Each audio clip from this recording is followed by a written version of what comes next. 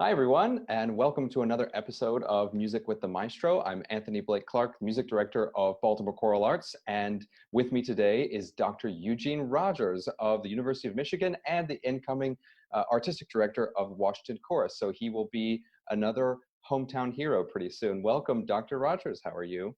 I'm well, thank you. Please call me Eugene. Might be a hard habit to break.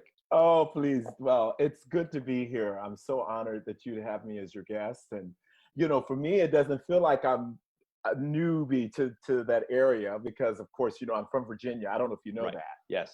And so even though it's Southern Virginia, it feels like I'm finally coming back home. At least that's how my family all feels anyway, Right. considering I've been out west and in the Midwest for most of my career. So, Well, we'll be ready to welcome you home as soon as we can in person. So absolutely. we're delighted to have you. So this leads me to my first question for you. So what has Dr. Eugene Rogers been doing with his time in this unusual period? Yes. Obviously, immediately, the first thing that I went into was teaching because, we had about 2 days to transition at the University of Michigan from, on person, in person, excuse me, instruction to online instruction. And so that's how it immediately started. And then meetings after meetings. And so that's really what it's been now. It's planning. A lot of change of plans with the Washington Chorus, as you can imagine. Our season obviously definitely has had to change from what we were originally planning due to COVID. Planning at the university, just a lot of meetings, and then during this pandemic, as you know, we've had quite another pandemic in terms of issues of racism and policing in this country. And so with the work that I had done in the past with Joel Thompson on the 7 Last Words, then it's taking on another form of meetings and interviews about diversity and inclusion in our country. And so it's been full. It doesn't feel like the summer, that's for sure. No. And I'm afraid maybe the summer won't feel like the summer. So Yeah, exactly. any advice for young musicians as far as what they can be doing right now to maximize this time where we're not rehearsing and performing? Yeah, it's interesting. Several of my graduate students, incoming and current, have asked, what should I be studying and listening to? And that's what I think young conductors, I highly encourage them, choose 3 to 5 works that you absolutely love that are maybe mountaintop pieces.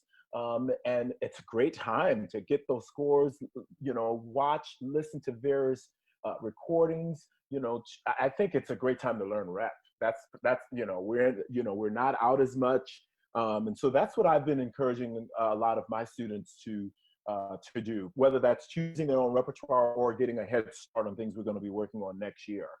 Sure. So that's my advice. In addition to, I would say, just making sure that they figure out their own way to be engaged with what's going on in our world.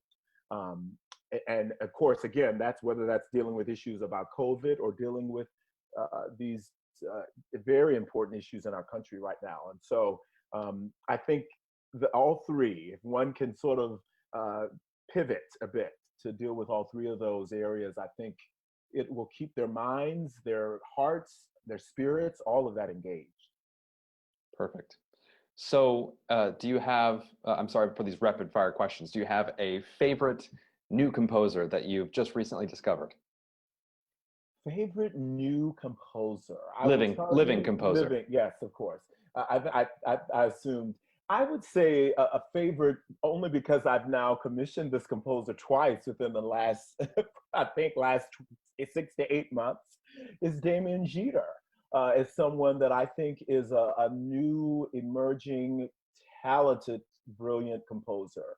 And I'm very excited to premiere a couple of his works, both with the Washington Chorus and at the University of Michigan. And so he's someone that I'm definitely drawn to right now, and because I'm working with him a lot. Great. I'll look out for him as well. Maybe we can put some information in this link to Mr. Jeter's information so that our audience can find his stuff too. It's great. So we're here today to really focus in on one major work, and that is a new work by Joel Thompson called The Seven Last Words of the Unarmed. This is a piece that you have really championed for a long time now, I guess since its inception in 2015. Yes. And so I was wondering if you could just give us sort of the Cliff Notes version of how it came about and how you got involved, and maybe the brief sort of summary of the musical detail as well. Sure. Um, Joel is, I have to start off by saying, I think he is really also one of the most brilliant young emerging composers right now in our country. You know, it's interesting when you have a piece that becomes so known with such a strong subject matter, it's easy to get, you know, a bit pigeonholed. And his talents are really broad and wide. And I just look forward to seeing how his voice becomes known in every arena, really, whether that's orchestral repertoire, art song, choral, you name it. And Joel, this piece is interesting because when I hear him speak about it, he always talks about how this was really a diary entry for him. It was him processing his own feelings about, as we know, in 2014, 2013, 2014, 2015, it was similar to this time where we were constantly hearing about Black men, and it's tricky saying men because a couple of the guys in this and his work one was 16, one was 18. So dealing with his own emotions, like any of us from the African American community and others, dealing with that. And his way of processing that as a composer was he discovered Shirin Barghi's tweets. She has a project called Last Words Project. She's an Iranian American journalist and was tweeting about those last words, creating these pictograms and tweets. And from that and his own process and feelings, he began to put that into music. Like we all try to find our own ways of coping, and never intended for the piece to be performed. And eventually, there became a desire to have it be heard, and he began to workshop the piece. I think he had a couple of workshops with singers in the Atlanta area that he knew and loved and wanted to just hear it.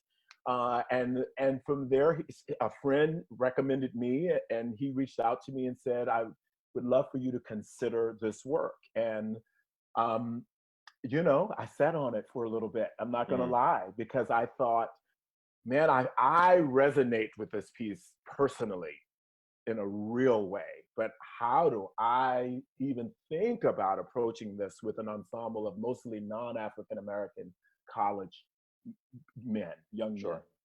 And you know, I could not leave it.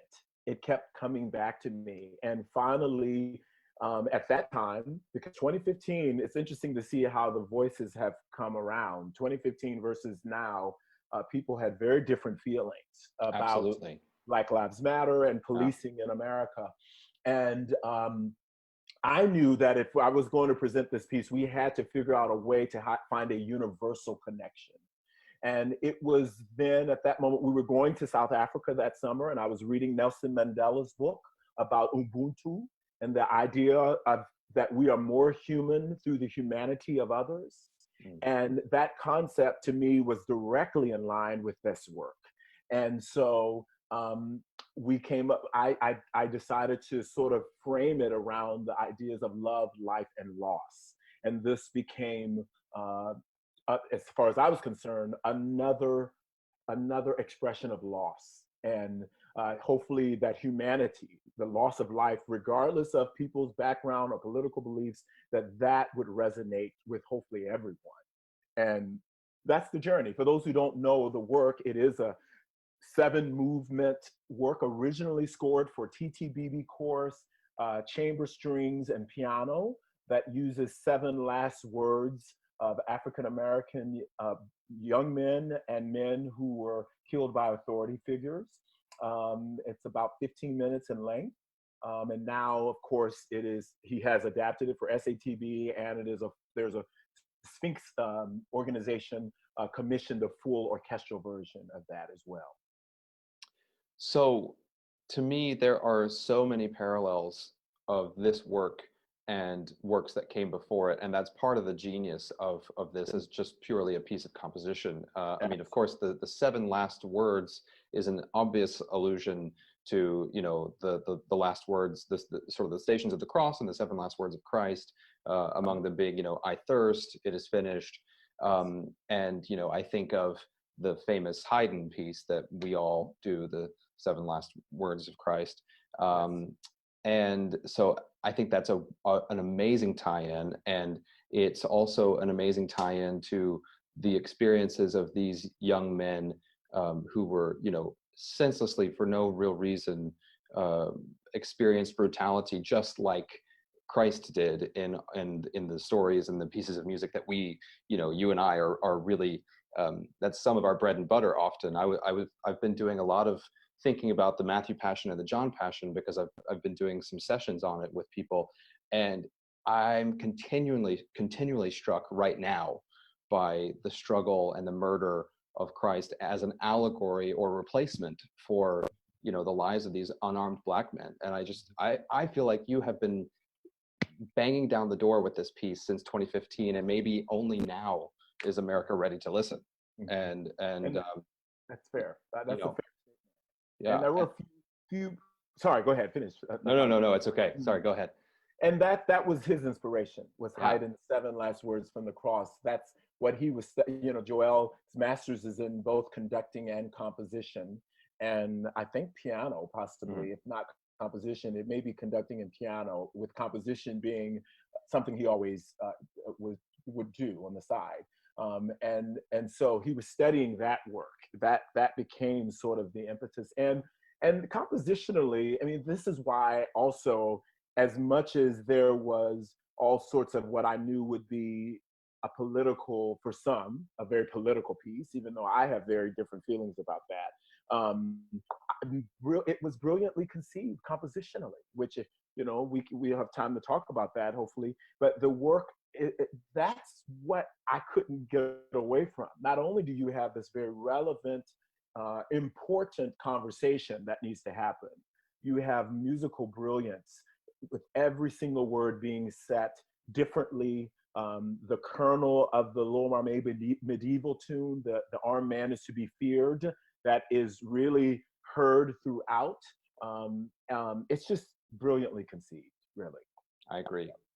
So let's talk some musical details. The first movement, Officers, Why Do You Have Your Guns Out, is a stark way to begin. I don't know if you want to sort of focus in there or if you want to jump around, but talk about maybe some of your, I don't want to say favorite moments, but some of the most poignant moments musically that you think are just particularly well constructed.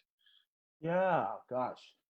Well, again, I think, you know, that funeral, if you will, opening in the piano part that you hear, very haunting, and that he brings that back, you know, from at the beginning and brings it back at the end after I Can't Breathe. It's very captivating, and you feel that this is something dark, right? You hear that.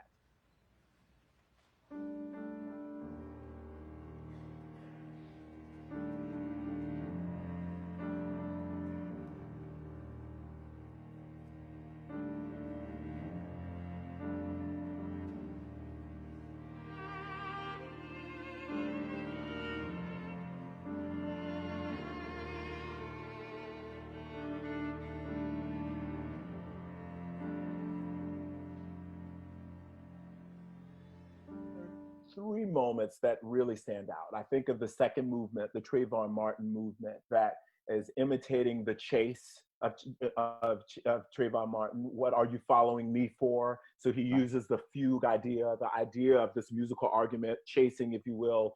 And in addition to that, not only Trayvon Martin, but I know Joel thinks about this movement as well as you think about the Black experience on walking on sidewalks and sort of this capture of this paranoia of the Black experience, right? While driving on roads, walking on sidewalks, or congregating, you know, so you get a bit of that underneath all of that even in the actual text of and the music of this fugue. And it ends with a the idea of the shot, right? You get this startling that grabs. You're not expecting it. And even as a performer, it always grabbed us each time.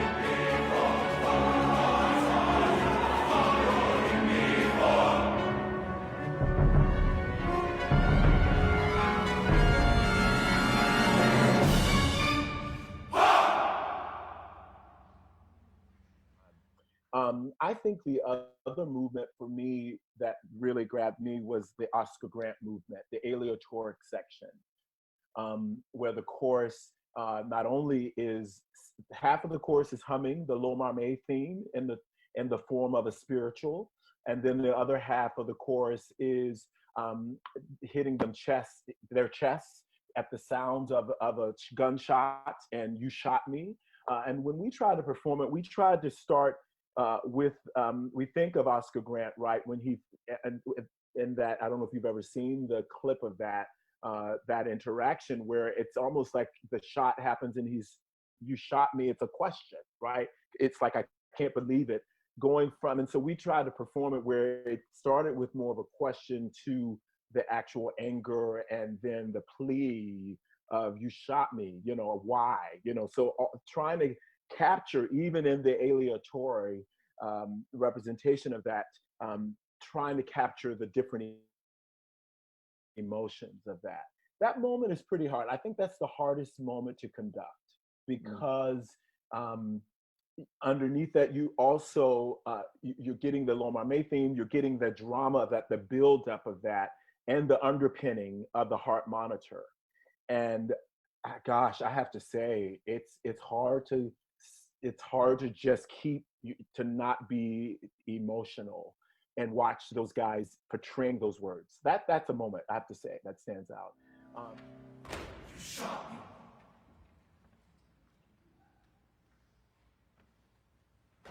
You shot me. You shot me. You shot me. You shot me. You shot me. You shot me! You shot me!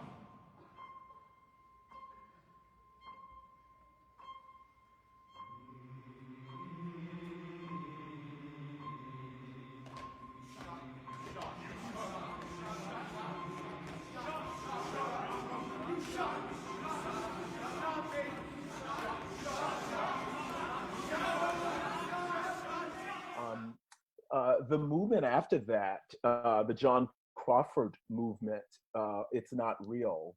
I don't know if you know that story. John Crawford was in Walmart buying a BB gun and was mistaken as having a gun, even though they sell BB at that time in open at Walmart, and was shot. And his last words were, "It's not real, it's not real." And Joel used the saccharine, sweet, lush chords, almost impressionistic, if you will.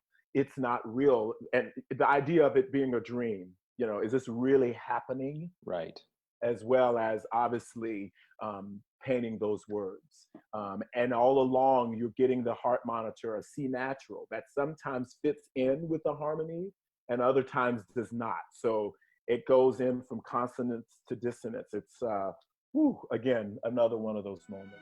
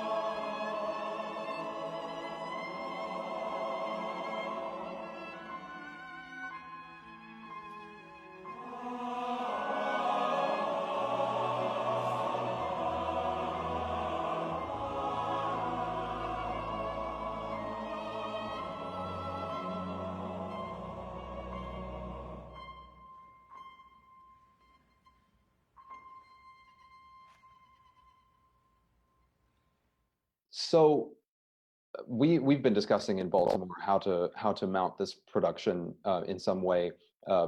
This being the city of Freddie Gray, it's a timely subject matter for all of us, but it really resonates here in Baltimore City as well. So let's talk about doing this practically. So many of us have choirs that aren't as diverse as we would like them to be. So many of us have constituents that might be uncomfortable facing this subject matter, but we've got to do this work. It's scary. It's necessary.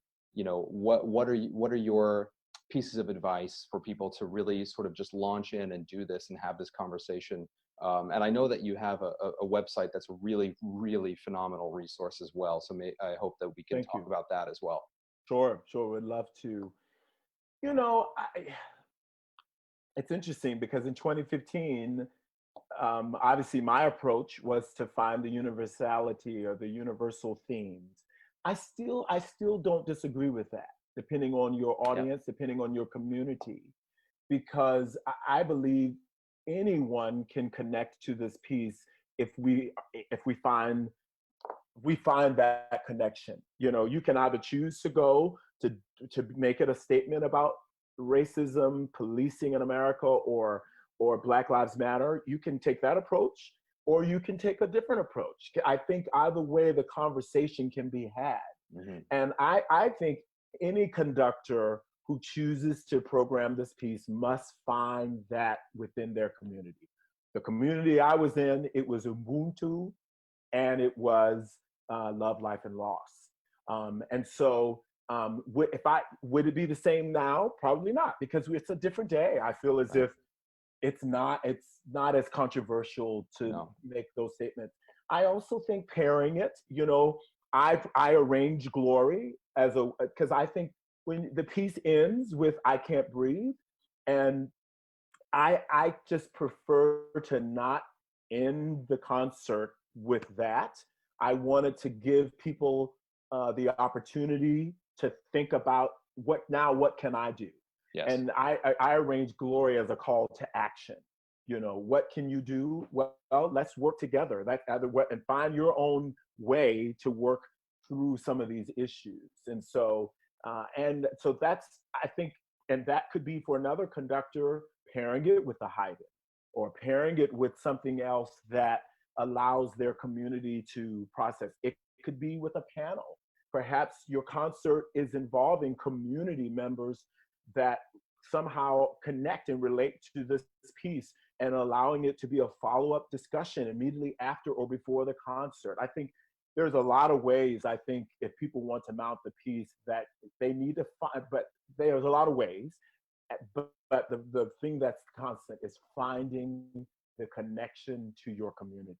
I think you have to have the buy-in of your chorus.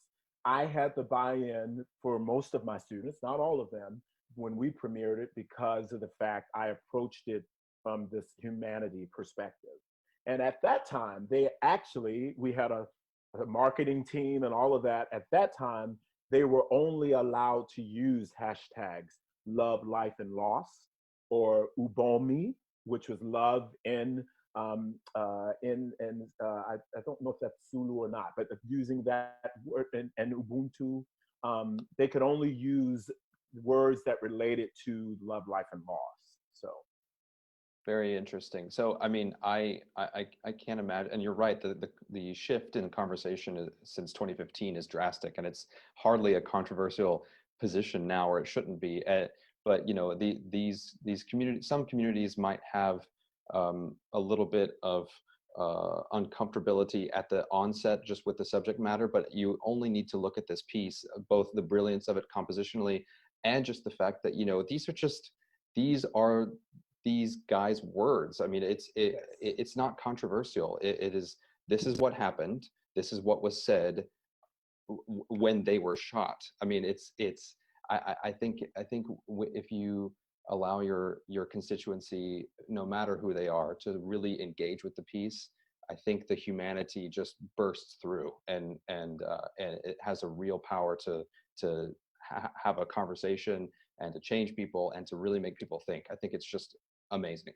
Well, and I think, thank you. And I think the conversation, Joe, I mean, I think the conversations that can really happen around the work, because once you sing those words, you know, we think about as conductors, we're always trying to get our singers to embody, to become the artists that whatever they're communicating, to become those stories.